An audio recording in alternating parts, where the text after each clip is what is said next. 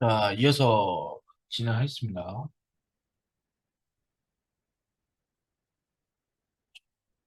우리가 이제, 어, 우리가 이제 약간 복습 개념으로 설명을 하니까 저번에 3시간 걸리던 분량이 이렇게 1시간 만에 이렇게 볼 수 있게 됐죠.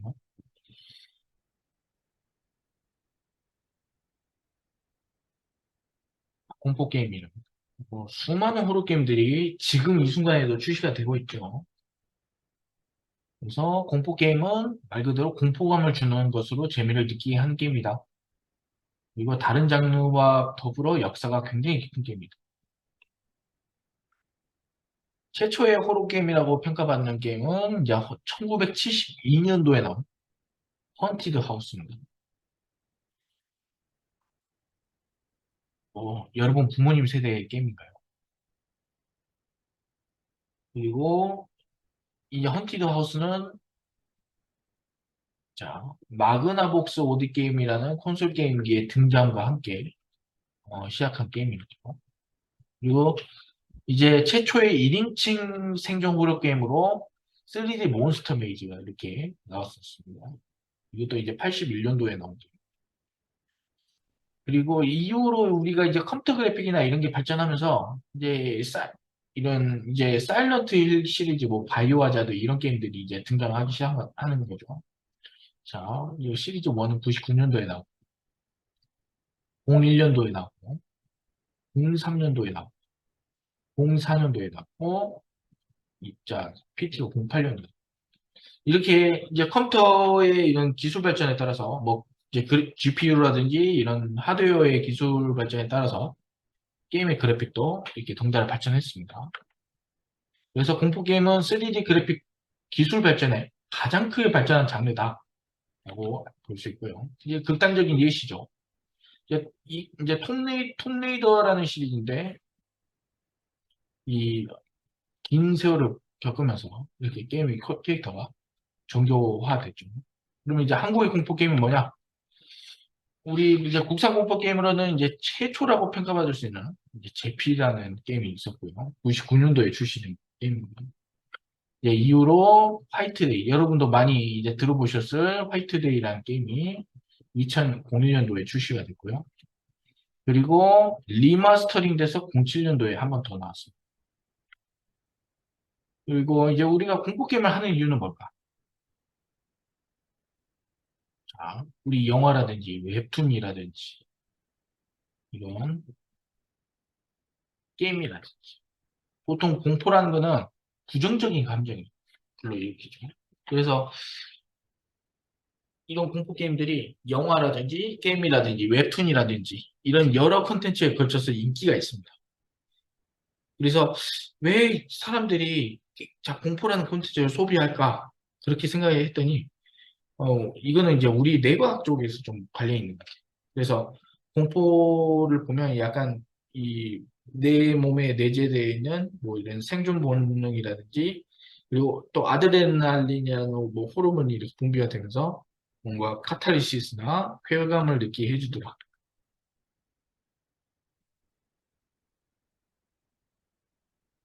어쩌면 뭐 번지 점프라든지 래프팅을 타는 뭐 그런 스릴감이랑 좀 비슷하다고 할 수 있겠죠. 그래서 이제 공포 게임의 진행 과정 이게는 뭐 이렇게 모든 게임들이 이러한 흐름으로 진행되는 건 아니지만은 보통 이제 볼 때 발단, 전개, 위기, 결정, 결말 이런 단계로 진행되더라고요. 그래서 이제 발단 단계에서는 우리가 이제 뭐 약간 튜토리얼 같은 거 그리고 이 게임이 왜 시작되는지 이렇게 가볍게 던져주는 거 위주로 시작을 하고요. 그 다음에 전개 과정으로 봤을 때 우리는 이제 뭔가 정체 모를 사운드나 이런 기현상을 노출시켜서 뭔가 간접 공포에 대한 이런 공포감을 극대화시켜주는 그런 역할이죠. 그러니까 폴터가이스트라는 게 이때 등장하는 거죠. 이렇게 길을 걷고 있다가 저 멀리서 뭔가 쨍그랑거리는 소리가 들린다든지 문이 갑자기 열린다든지 이런 걸 일부러 노출시켜서 이 게임의 분위기를 끌어올리는 거죠. 이 위기는 이제 본격적으로 뭐 점프스퀘어가 등장한다든지 아니면 AI가 이런 이제 돌아다니기 시작하는 거죠. 그래서 공포감에 스릴감을 더하는 단계다. 위기는 이제 이런 이제 아무래도 충격적인 뭐 연출이라든가 점프 스퀘어가 이제 등장하는 거죠. 여기서 이제 가장 극적인 연출이 등장을 합니다. 이후로 이제 사실 이때부터는 좀 공포감이 좀 떨어지면서 액션 위주 플레이로 이제 진행되는 편입니다. 결말은 엔딩이죠. 그래서 공포게임 같은 경우는 어느 중간 이제 고점에서 이르면 공포감이 떨어지기 시작해요. 이건 뭐 사실 저희 게임만 그런 게 아니라 상당수의 공포게임들이 다 그런 흐름으로. 그리고 얼마 전에는 정말 무서웠던 게 이제는 짜증나기 시작해요. 더는 무섭지 않아. 예, 그러는 거죠. 공포게임을 이제 이렇게 세분화할 수 있겠습니다. 그래서 제가 이렇게 퀴즈를 한번 내드렸죠. 자, 첫 번째는 1인칭 생존 호러. 이렇게 손이 등장하고, 이거는 또 슈팅 요소가 등장하네요. FPS적인 요소가 들어가지고. 3인칭 생존 호러. 3인칭은 이제 내가 플레이어의 눈에서 이렇게 시작하는 게 아니라, 자, 카메라가 플레이어를 이렇게 비추는 거죠. 그리고 횡스크롤. 횡스크롤은 이렇게 측면에서 보는 시점의 게임이고요. 자, 방탈출은 그냥 이렇게 이미지 하나 던져줘서 이런 오브젝트나 이런 것들을 클릭하거나 터치해서 상호작용하는 그런 플레이 요소입니다. 이거는 사실 방탈출 같은 거는 이제 점프 스퀘어 요소가 가장 많이 활용이 되죠. 최근에는 뭐 멀티플레이 요소가 이제 등장합니다. 그래서 협동 플레이 기반의 이런 공포 게임이 등장하기 시작합니다. 자, 그리고 공포 게임의 설정 연출. 뭐 여러 가지가 있는데 뭐 첫 번째는 무기력한 주인공, 불확실성, 어둡고 음침한 배경, 불쾌한 골짜기, 크리처, 폴터가이스트, 점프스퀘어, 고립. 첫 번째는 이제 무기력한 주인공. 보통 우리 공포 게임 하면 아무래도 이 저그 크리처나 이제 이렇게 에너미로 등장하는 요소들보다 압도적으로 약하죠. 그래서 무기가 없거나 이렇습니다. 그래서 보통 도망 다닌다든지 숨어 다닌다든지 이런 식으로 좀 극적인 긴장감을 불러일으키게 하죠. 그리고 불확실성. 이제 이 건물 안에 나 혼자 돌아다니는데 뭐가 나올지 모르는 거. 그래서 랜덤 요소를 적극적으로 활용한다든지 아니면 플레이어의 시각과 청각적인 요소를 최대한 의존하는 거죠. 그러면서 뭔가에 사실 우리가 흉가 체험한다는 게 왜 체험하는 걸까요? 굉장히 낯선 공간이고 그리고 뭐가 나올 줄 모른다는 그런 불안감이 있잖아요. 그렇죠? 그리고 음침한 배경. 우리가 시야를 이렇게 의도적으로 이렇게 가두는 이유가 있습니다. 이런 것도 이제 심리적인 불안감을 극대화시켜주는 요소 중 하나죠. 그리고 이런 효과, 뭐 짐승의 소리라든지 아기 울음소리, 여자 울음소리, 평소였으면 그냥 이 약간 일종의 백색 소음 같은 그런 소음이었을 건데 그게 어두침침한 밤이 되니까 이 공포로 하나 다가오는 이제 역할을 하는 거죠. 이거 뭐 불쾌한 골짜기다. 그러니까 인간이 인간 등 인간 아닌 존재를 볼 때 인간과 최대한 모사해서 제작을 했는데 뭔가 어느 정도 좀 유사성이 완전히 높은 것이 아니라 어설프 좀 어느 정도 수준에 다다르면 오히려 뭐 불쾌감을 느끼는 느낌이 드는 거죠. 그래서 사실 좀 약간 우리가 좀 이렇게 무당이나 정직하면 이런 상대를 보고 좀 약간 좀 무섭다는 느낌을 좀 받는다는 분도 계십니다. 그래서 이제 그래픽 기술 발전함에 따라서 우리가 이 페이스 모프라든지 이런 하나하나 주름 같은 게 이 섬세한 표현이 가능하니까 이런 이제 현상들이 점점 해소가 되고 있는 추세죠. 그래서 의도적으로 적용하는 사례도 있습니다.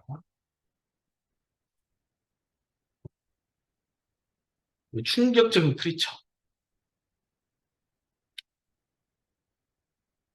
사람의 형상 같지만 사람이 아닌. 이런 충격적인 모양이 나올 때 또 공포감을 느끼기도 합니다. 이상한 괴상한 톱이 달려 있고요. 그리고 뭐 다리 부분 종아 장단지에 뭐 팔이 있고요. 그리고 여기에 머리들이 덕지덕지 붙어 있어요. 그렇죠? 그리고 여기는 자, 신체는 대부분 떨어져 나고 척추만 붙어 있네요. 이런 이제 크리처들도 공포감을 유발하는데 충분한 요소가 되기도 합니다. 그리고 폴터가이스트. 자, 폴터가이스트는 이제 우리가 독일어로 노크하다. 자, 영어는 노크하다라는 뜻입니다. 점프 스케어. 자, 갑툭튀라고 하죠. 우리가 공포감보다 깜짝 놀래키면서 충격을 주는 기법. 자, 점프 스퀘어서 적절히 사용하면 굉장히 좋은 효과인데요. 남용하면요, 이 게임이 짜증나면서 좀 유저들이 부정적인 평가를 나는 요소이기 때문에 이것도 적절히 잘 활용하는 게 중요하겠습니다. 그리고 고립이라는 요소. 이 공간은 나 혼자 있다는 거. 이 그거 자체만으로도 공포감을 끌어올리는 장치가 되기도 합니다.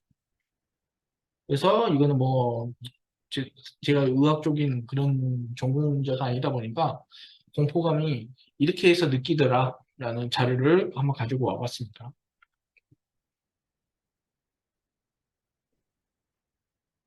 그러면 공포 게임의 게임 요소는 뭐냐?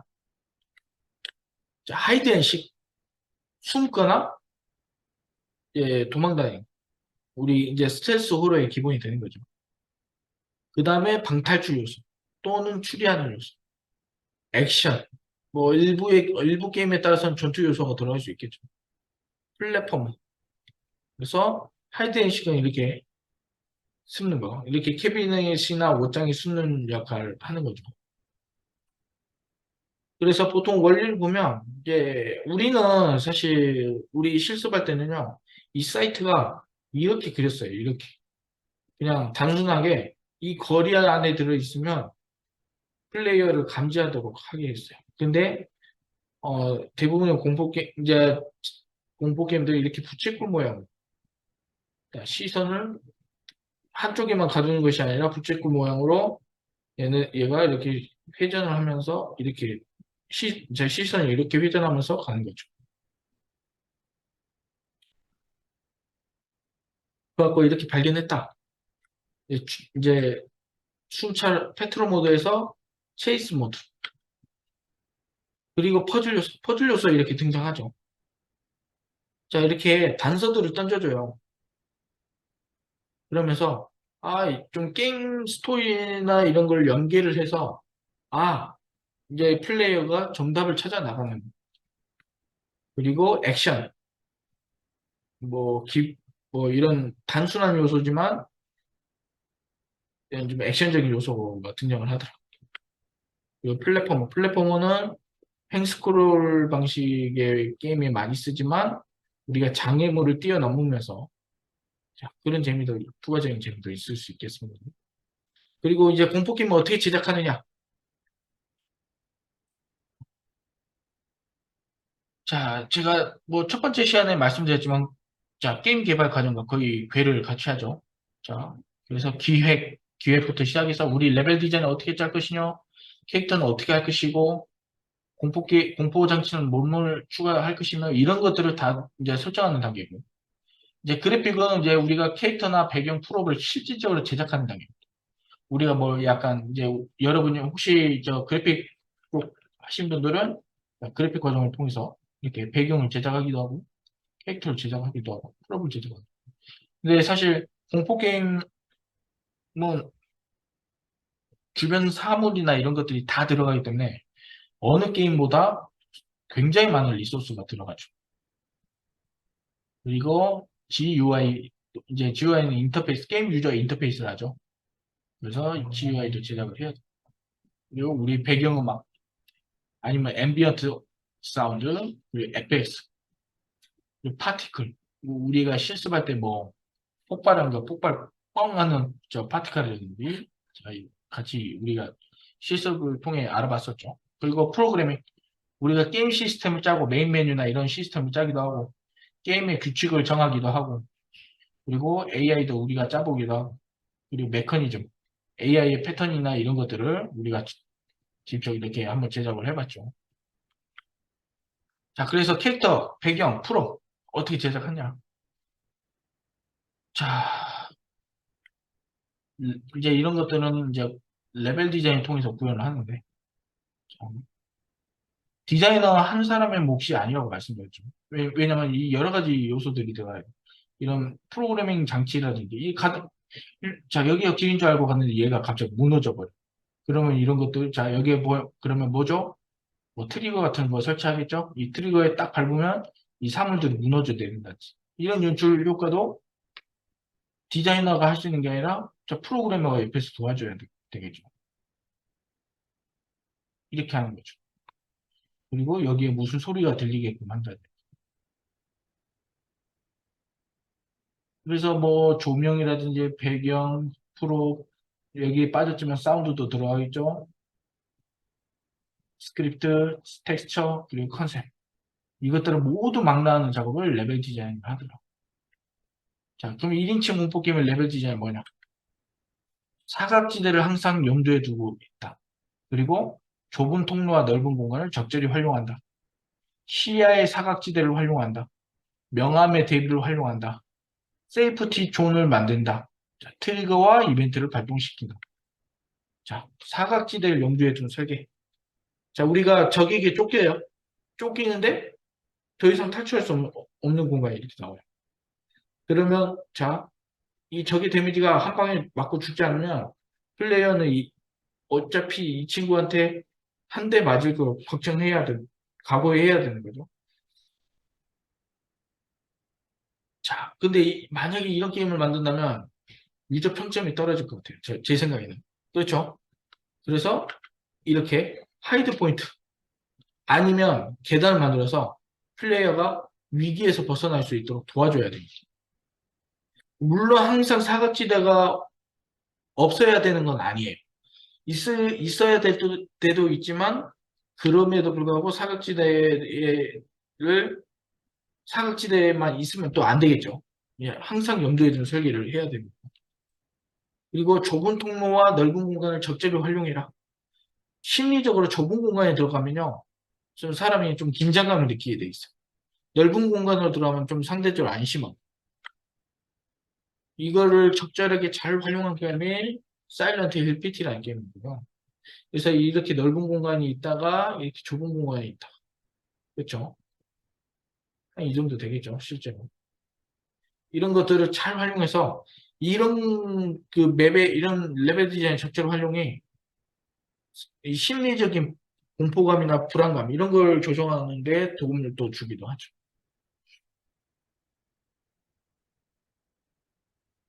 그리고 사각지대를 활용하도록 우리가 자 우리가 볼 수 있는 영역은 카메라를 통해서 볼 수 있는 영역 이 정도밖에 안 됩니다. 그렇죠? 이거를 또 공포 게임으로 활용할 수도 있어. 처음에는 누가 이렇게 쳐다보는 줄 알았더니 갔더니 이 사람의 머리를 들고 얘가 튀어나오네. 그렇죠? 이런 재밌는 연출을 할 수 있고 그리고 명암의 대비 활용. 어떤 구간에 밝았다가 어떤 구간은 이렇게 굉장히 어두웠다. 이것도 긴장감을 조성하는데 중요한 장치하기도 하죠. 그리고 세이프티 전 레프트 포워드라는 게임인데 여기는 이제 항상 위험한 공간만 있는 게 아니라 게임의 위험한 공간이 없으면 게임의 난이도가 좀 천정부지를 높다고 판단을 하겠죠. 유저들이. 그래서 유저들을 위해서 개발자들이 어느 정도 이 세이프티 존을 만들어줘. 여기 안에 들어가면 무조건 안전해라든지 어떤 아이템을 사용하면 이 구간이 좀 안전한 공간으로 바뀐다든지 이렇게 활용할 수 있겠죠. 그래서 트리거 이벤트를 통한 점프 스퀘어 연출. 자, 우리 트리거 이벤트 뭐 이제 진리도 많이 해봤죠. 그래서 점프 스퀘어. 우리 트리거 이벤트 밟았더니 무언가 확 이렇게 튀어나오더라. 이런 연출할 때 사용할 수 있습니다. 자, 컬라이더, 온트리거 엔터, 온트리 스테이, 온트리 에이스. 대표적인 어, 저희 게임의 대표적인 이제 점프 스퀘어 중 하나죠.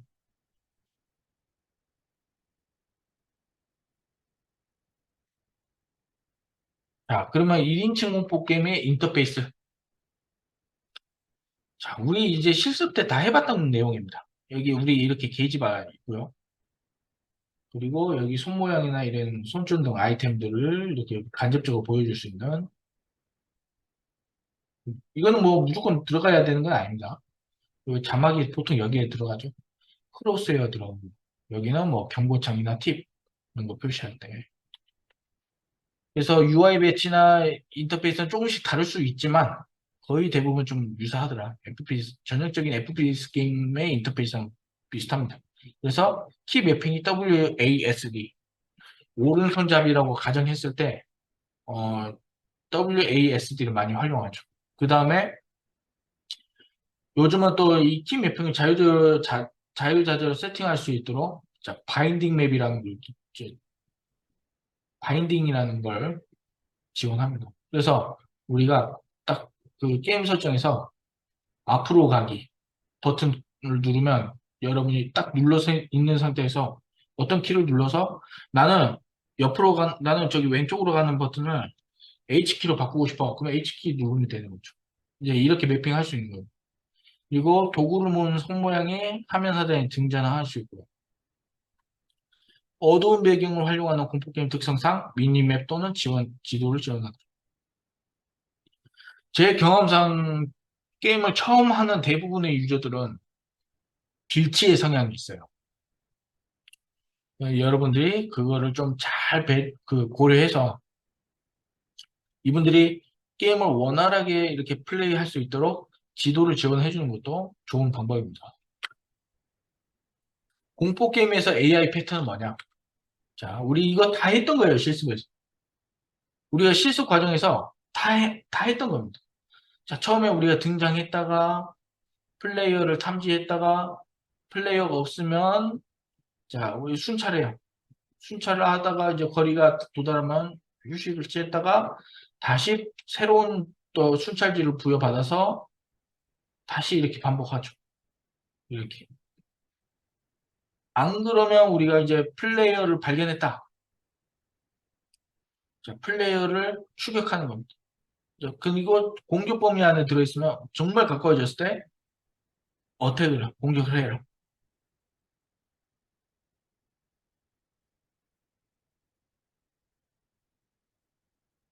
그리고 라이프 타임이 다 하면 리스폰을 해라.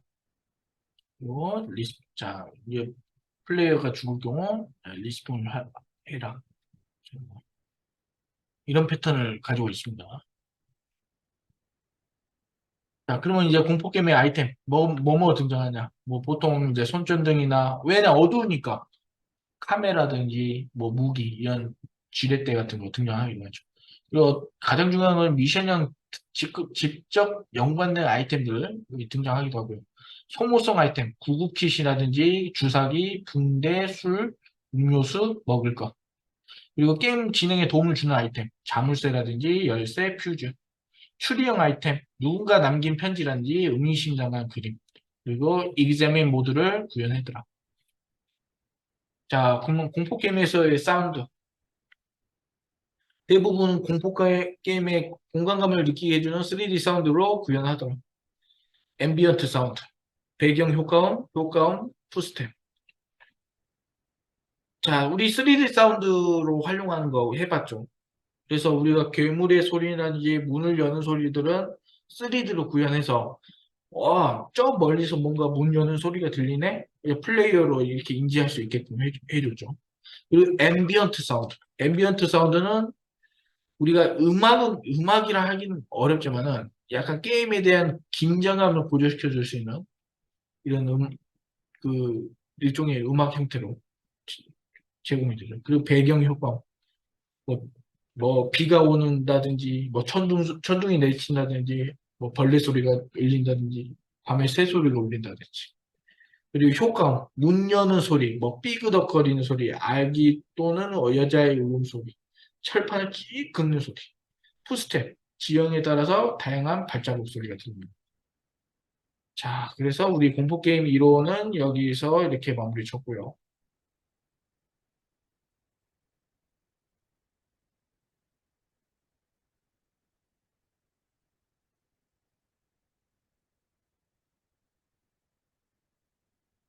우리가 이제 본격적으로, 잠시만요. 이제 리뷰, 자, 우리가 본격적으로 이때부터 이제 프로그래밍 이제 들어가기 시작했죠. 그래서 유니티 설치하는 방법. 이거는 넘어가겠습니다. 자, 프로젝트 생성하는 것도 넘어갈게요. 그래서, 자, 비주얼 스튜디오. 우리 이렇게 설치했었죠? 자, 프로그래밍. 그래서 우리 내부 컴파일 과정은, 자, 처음부터 우리가 여러분이 C# 스크립트를 작성하면, 자, 모노라는 걸 거쳐가지고, 자, 이렇게 거쳐서 iOS든 뭐 자, 웹GL이든 이런 이제 컴파일러를 통해서 이제 빌드가 완성이 됩니다. 그래서 어셈블리어로 변환을 해주는 과정이죠. 그러니까 여러분이 C샵이나 우리가 자바스크립트 같은 경우는 이제 우리 이제 개발자들이 사용하는 언어죠. 그래서 이거를 딱 이렇게 떤 이제 우리가 원하는 스크립트를 작성해서 빌드를 하게 되면 이제 컴파일하는 과정에서 우리 자 어셈블리어 컴퓨터만의 영어죠. 뭐 01, 00 이렇게 해가지고 이렇게 변환을 시켜주는 과정을 의미합니다. 그래서 인간의 언어를 컴퓨터의 언어로 변환시켜주는 과정이라고 생각하시면 되겠습니다. 그래서 처음에는 유니티에서는 C#, 자바스크립트 2를 지원했었습니다. 그래서 자, 2는 5.0 버전부터, 오래전부터 지원이 중단이 됐었고, 자, 자바스크립트도 2018 2.2 버전부터 지원이 중단, 지금 C샵만 남았습니다. 그래서 소스코드 편집기, 자, 소스코드 편집기의 구조, 자, 비주얼 스튜디오로 이렇게 진행하더라. 그리고 모노 디벨롭, 자, 모노 디벨롭이라는 게 있었거든요. 저는 개인적으로 모노 디벨롭이 정말 편했었는데, 모노 디벨롭도 2018.1에서 중단이 됐습니다.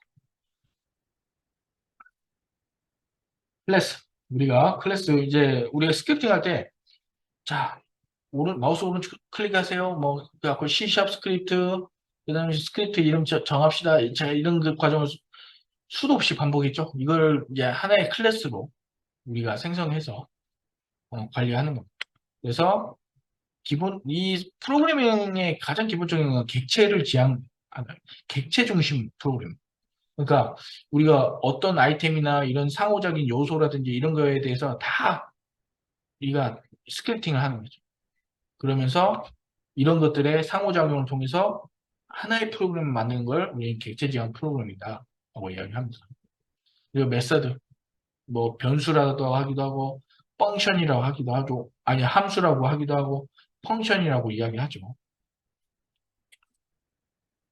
자, 스크립트가 실행이 되면 이것들은 이제 유니티에서 고정적으로 지원하는 이제 메서드들이죠. 그래서 보면 처음에는 awake 우리가 어느 정도 게임의 이런 요소라든지 이런 걸 세팅할 때 호출하고요. 그 다음에 enable, start, update, fixed update, on destroy. 자, awake는 우리가 게임이 시작하기 전에 모든 변수나 게임의 상태를 초기화하기 위해 호출하더라. 두 번째는 우리 스타트 같은 경우는 메서드가 업데이트 이전에 딱 한 번만 호출하는 비헤비어. 그러니까 게임이 실행이 되잖아요. 그러면 이 스크립트가 한 번 호출이 됐어요. 그렇죠? 자, 비활성화랑 상관없는 거예요. 자, 일단 이 스크립트가 한 번 비헤비어가 똑 돌면서 얘가 자, 호출이 됐어요. 그러면 이 오브젝트가 활성화하든 비활성화하든 상관없이 어찌됐든 간에 한 번만 호출해요. 그리고 enable, enable이나 on disable 뭐 이거 자주 많이 사용하죠. 그래서 enable은 그냥 객체가 활성화 상태만 되면 호출. 그래서 우리가 자 오브젝트가 가끔씩 비활성화돼야 될 때가 있고 활성화돼야 할 때가 있는데 자 스타트의 차이점은 스타트는 비활성화되고 활성화 다시 하더라도 이미 한번 호출해버리면 끝인데 enable은 활성화만 되면 호출이 되고 자 반대로 on disable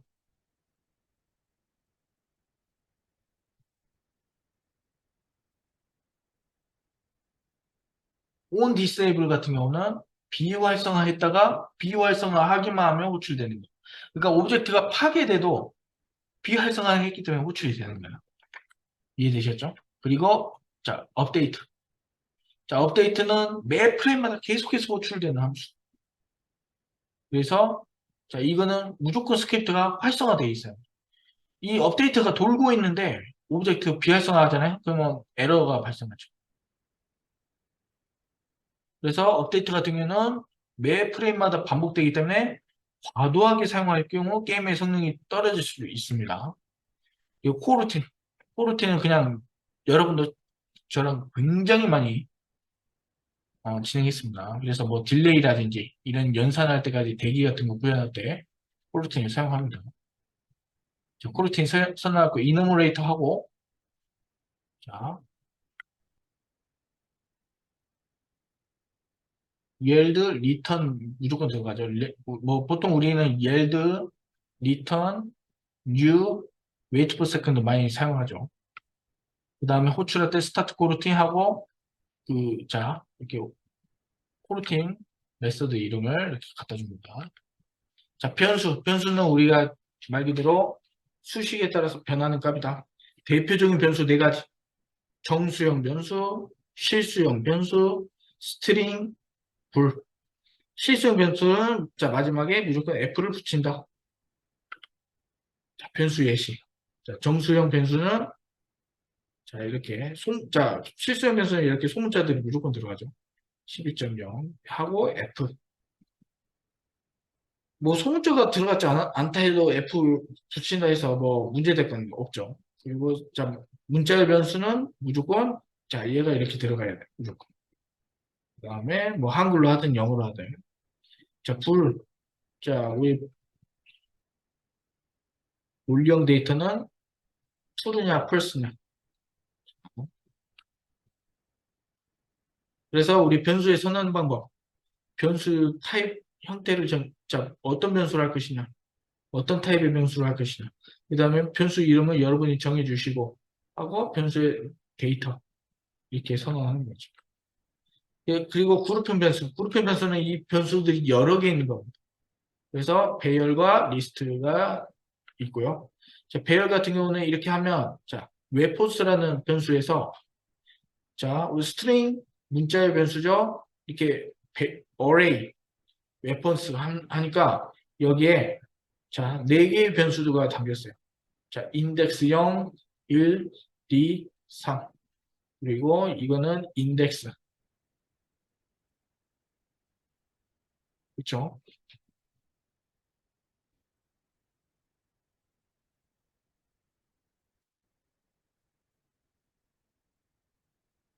그리고 이것들의 합이 length. 자, 그리고 자, 이렇게 int 웨폰 데미지 new int 4라고 할지 자, 이게 자, 우리 변수명 앞에 여러분들이 헷갈릴 수 있는 거. 이렇게 변수명 앞에 뒤에 가로 열고 닫고가 들어가면 약간 단수 형태의 변수가 되는 거죠. 이게 그래서 인덱스로 구분합니다. 0, 1, 2, 3 이런 식으로 구분하는 거죠. 그리고 리스트는 우리가 중간에 한번 넣거나 뺄 때. 자, 우리 리스트를 통해서도 우리가 실습을 해봤습니다. 뭘까요?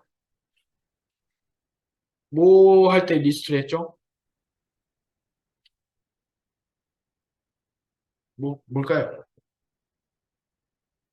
바로 스폰 포인트와 웨이 포인트 우리 구현할 때 리스트 구현했었죠?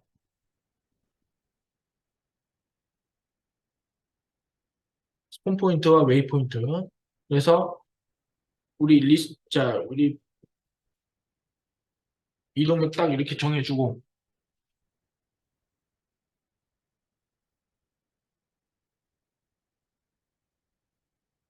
우리가 변수를 넣어주고 싶을 때 add, 그리고 remove 이렇게 사용해주기도 했죠.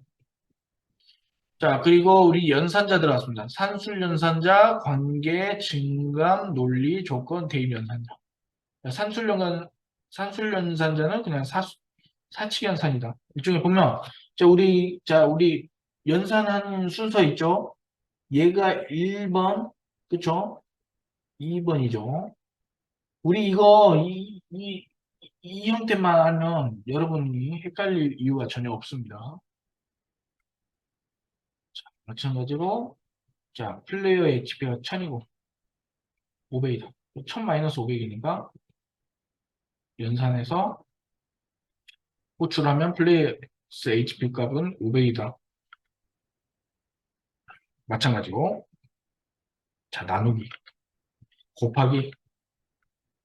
그리고 업데이트로, 제가 이거 퀴즈를 한번 낸 적이 있어요. 업데이트를 할 때 어떻게 되겠느냐. 그래서, 자, 업데이트가 호출되면 매 프레임마다 호출되기 때문에 마이너스 500, 500, 500, 500, 500 해서 자, 플레이어 HP가 기하급수적으로 마이너스가 된 걸 확인할 수 있었습니다. 자, 그리고 이건 나머지 연산자. 그리고 이거는 이제 문자열 연산자의 이제 계산.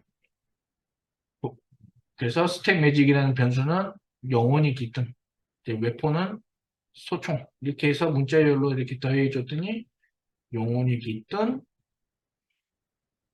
자, 이거죠. 소총. 이렇게 나오는 거죠. 관계연산자. 관계연산자는 뭐, 자, 이거죠. 크냐, 작냐, 이상이냐, 이하냐, 같냐, 다르냐. 그래서 우리 관계연산자 또 한 번 했었죠. 플레이어스 HP가 1000보다 많거나 같으면 플레이어스 HP를 1000으로 해라. 자, 이 업데이트에서 계속 1만큼 더해지죠. 더해지는 순간에 자, 500에서 시작해서 1000보다 많아지거나 같은 순간에 플레이어스 HP는 자, 1000이 되든. 자, 문자열도 마찬가지. 문자열도 플레이어스 컨트롤 커런트 플로. 우리 이거 좀비랑 플레이어랑 몬스터랑 플레이어랑 위치 판단할 때 우리 같이 했었죠. 기억나시나요? 플레이어의 위치,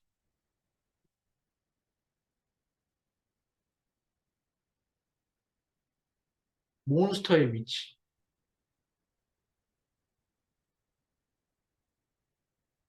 그래서 우리가 어떻게 구분했냐면 자, 각자의 로컬 포지션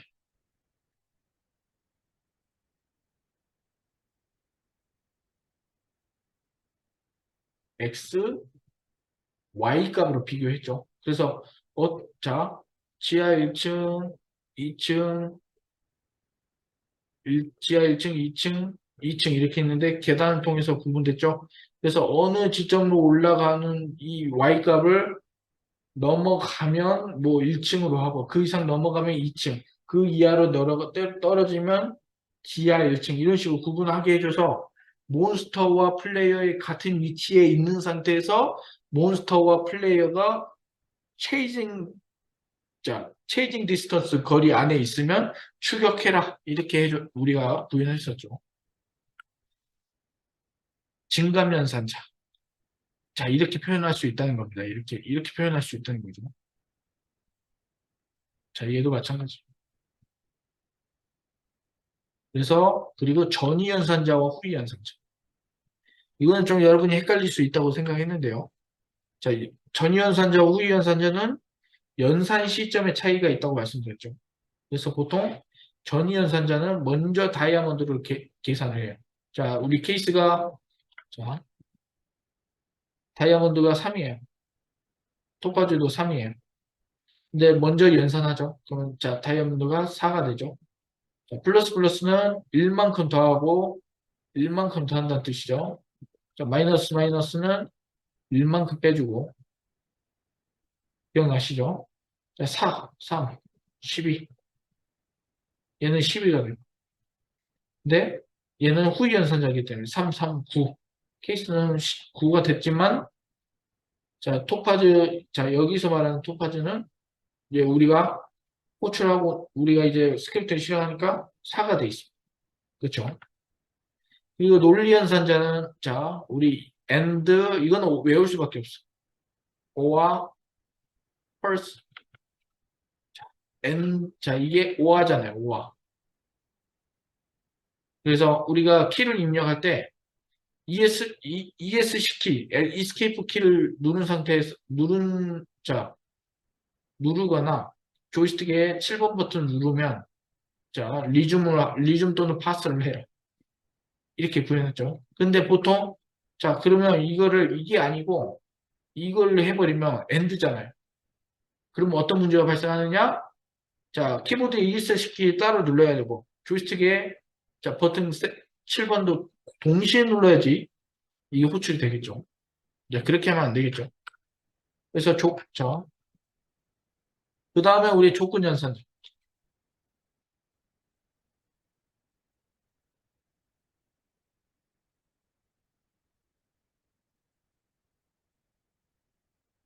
자, 그리고 우리가 연산식을 먼저 던져줘요. 그래갖고 이 연산식이 맞으면, 참이면 이 값으로 가고, 이렇게 가죠. 거짓이면 이렇게 가겠죠. 그러면 3보다 2가 크냐? 맞으니까 6을 더해라. 그러면 7이 되죠. 그렇죠? 잠시만요. 자, 7이 되고, 자, 여기 지금 이렇게 보면 안 되겠죠. 자, 여기 할당된 변수가 지금, 자, 뭔지 모르니까요. 자, 이렇게 보면 우리가 프로 넘버 5다.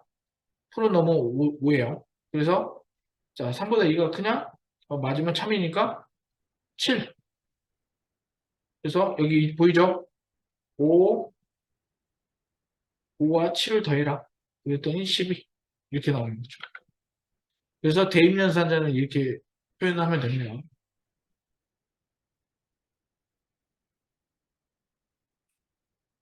자, 그리고 조건문은 우리가 이제 게임 구현할 때 거의 필수적으로 많이 씁니다. 그래서 뭐 if 함수, if문, 케이스 스위치 기억나시죠? 그래서 이렇게 몬스터를 1에 내려쳤으면 자 데미지 500만큼 달고 아니면 아무 일도 일어나죠. 이거는 그냥 단적으로 쉽게 그냥 도표로 그 보여주는 거예요. 그래서 자 if가 있고 if else가 있고 스위치 케이스 문이 있죠. 자 우리가 if문 구현할 때 자 리로드 플레이어스 웨폰이 이거 문자열 변수겠죠. 스트링이겠죠. 권총이냐? 그럼 권총 피스톨을 7만큼 더해라. if에서 아니면 소총이냐? 아니면 30만큼. 아니면 기관총을 90만큼 더해라. 자 이런 거겠죠. 자 그럼 스위치 케이스도 마찬가지. 스위치 케이스 자 스위치 케이스는 여기에다가 자 문자열 변수 딱 던져줘. 이 변수가 변함에 따라서 이게 권총이면 피스톨을 7만큼 더. 소총이면 라이프를 30만 원. 기관총이면 기관총을 90만 원. 디폴트는 맨주는 오를 해라. 자, 이렇게 우리가 한번 마무리 졌었죠. 자,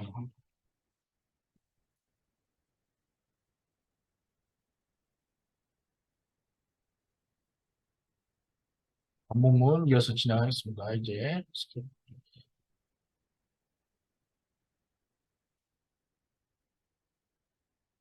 자, 반복문 같은 경우는 자,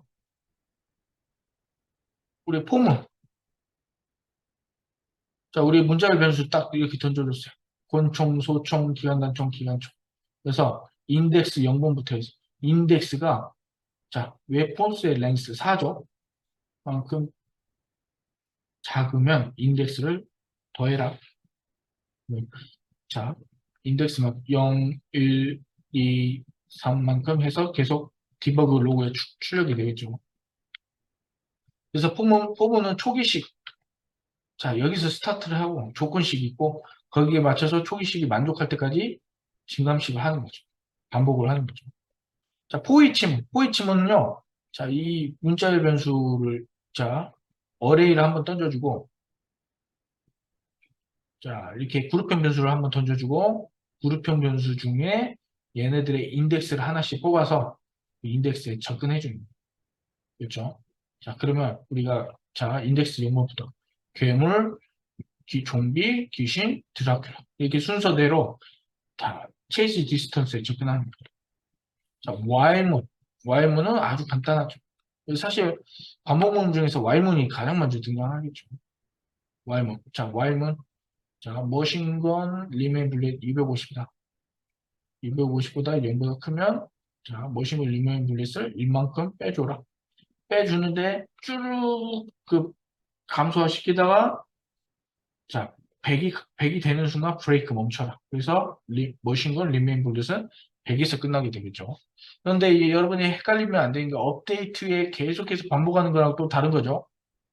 업데이트는 호출의 개념이고 자, 반복문은 그냥 반복인 거죠. 그리고 메서드는 함수라고도 불리고 펑션이라고도 불립니다. 그래서 메서드는 일련의 문을 포함하는 코드 블록이라 한다. 자, 값을 반환하는 메서드. 우리 뭐 실습하면서 여러 번 해봤습니다. 그래서 우리 여기다가 값을 이렇게 받아줘가지고 리턴 시키는 자, 이런 메서드입니다. 그래서 우리 스타트에서 머신건 리메인 블렛을 100으로 했어요. 그렇죠? 머신건 리메인 블렛을 애드 블렛에서 이렇게 자 애드 블렛이라는 값을 반환하는 메서드에서 담아서 자 이렇게 담았어요. 자 그리고 자 여기 100이죠. 그래서 250이 돼서 이렇게 호출됩니다. 그렇죠? 그럼 값을 반환하지 않은 메서드. 그냥 이렇게 보이드하고 변수명 아니 저 메서드 이름 지어주고 가로 열고 닫고 여기서 그리고 메서드에 뭘 할 것인지 이렇게 넣어주는 거죠. 그래서 자 우리 이거는 이제 지역 변수와 전역 변수의 차이. 자 전역 변수는 클래스 아래에다가 우리 메서드 바깥에다가 이렇게 선언해주는 형태. 지역 변수는 자 메서드 안에서만 이렇게 해주는 형태. 그래서 자, 값을 반환하는 메소드가 아니라 반환하지 않는 메소드에는 사용할 수 없더라. 자, 클래스. 자, 우리 클래스에 대해서도 이렇게 간단하게 알아봤죠. 여기서 자, 우리 퍼블릭과 프라이빗의 차이를 대해서 알아보죠. 자, 퍼블릭으로 하면 우리 자, 오픈하는 거예요. 그래서 우리가 퍼블릭을 유니티 에디터에서 퍼블릭으로 하면 자, 변수가 인스펙터 창에서 그대로 보이죠. 함수 뭐 변수의 형태가 보이죠. 노출되고 프라이빗으로 하면 그게 보이지 않는 거죠. 그리고 얘가 표시되지 이렇게 이런 형태로만 나왔다 해서 프라이빗이 아니고 이게 프라이빗이 생략된 거죠. 프라이빗을 써주나 써주지 않으나 똑같은 프라이빗입니다. 그 외, 이스케이프 시퀀스 그냥 여러분이 참고하시고 자, 주성문은 그냥 여러분들끼리 자 이렇게 우리가 어떤 이게 스크립트 단 몇 줄 쓰면 사실 상관없을 수 있어요.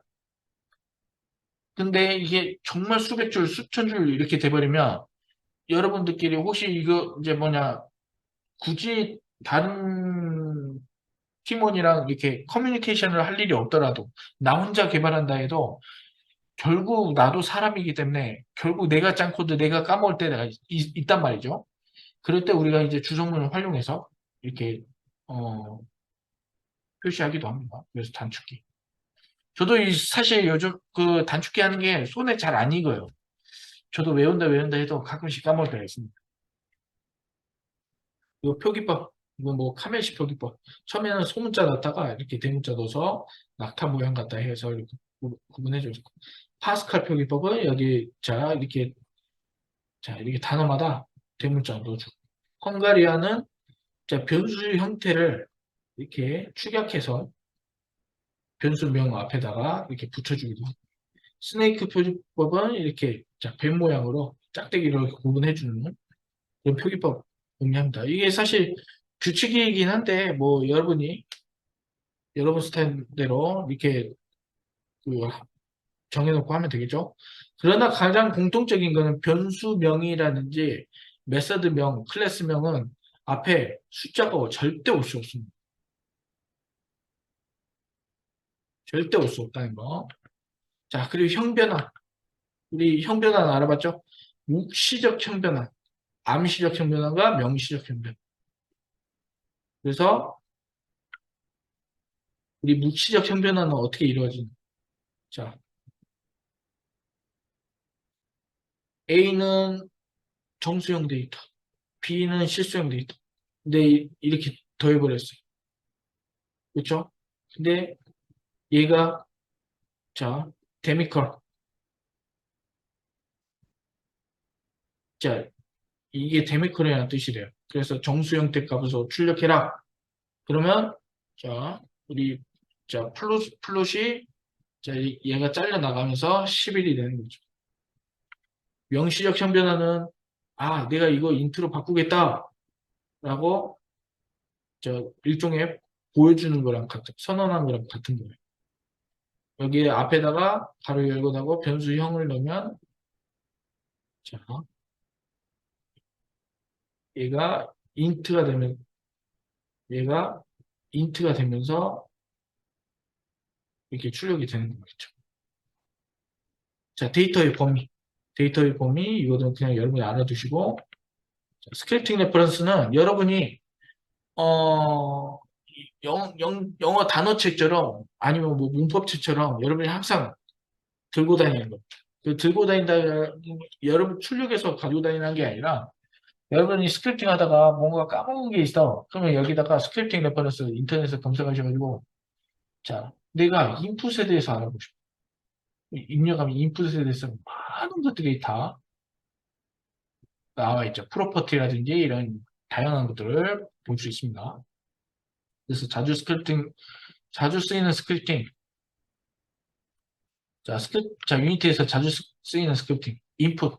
보통 우리가 게임할 때, 터치로 하든, 마우스 조작을 하든, 키보드로 하든, 조이스틱을 하든, 이 대표적으로 이런 물리적인 장치를 통해서 게임을 하잖아요. 그렇기 때문에 우리가 인풋은 무조건 쓰이는 스크립팅입니다.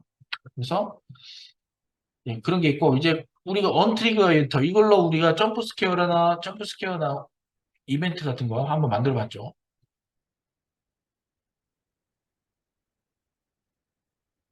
그리고 cat 컴포넌트. 자, 우리 cat 컴포넌트.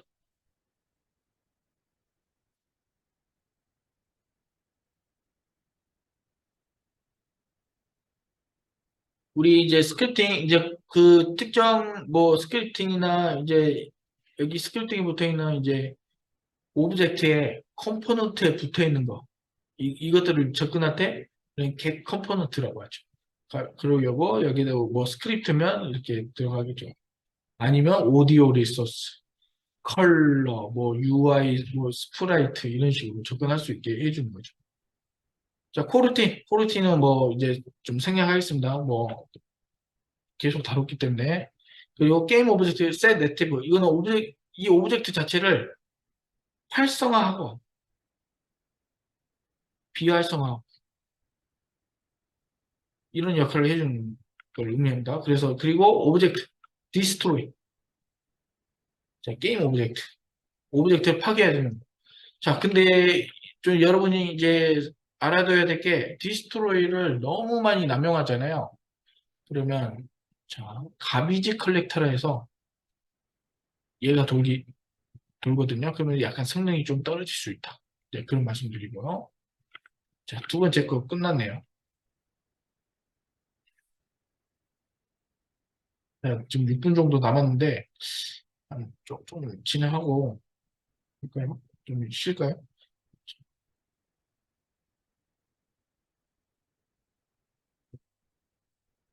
자, 그리고 이제 5강 우리가 진행을 했었습니다. 복습의 시간을 했었고, 그 다음에 우리가 이제 벡터에 대한 게 우리가 벡터는 위치나 방향, 회전, 속도, 크기를 나타내기 위한 것이다. 그래서 U 벡터에서 X, Y, Z. 벡터 3는 3차원 공간, 벡터 2는 2차원 공간, X, Y만 등장하죠. 그래서 2D 게임 개발할 때는 벡터 2를 많이 사용하고, 자, 3D 게임을 개발할 때는 벡터 3를 사용하죠. 그래서 벡터의 연산, 뭐 이런 것들, 스카일러, 외적, 이런 거는 여러분이 따로 알아두시길 바라겠습니다. 그리고 오일러와 커터니언. 자, 오일러. 우리 XYZ축을 기준으로 회전시키는 각도기다.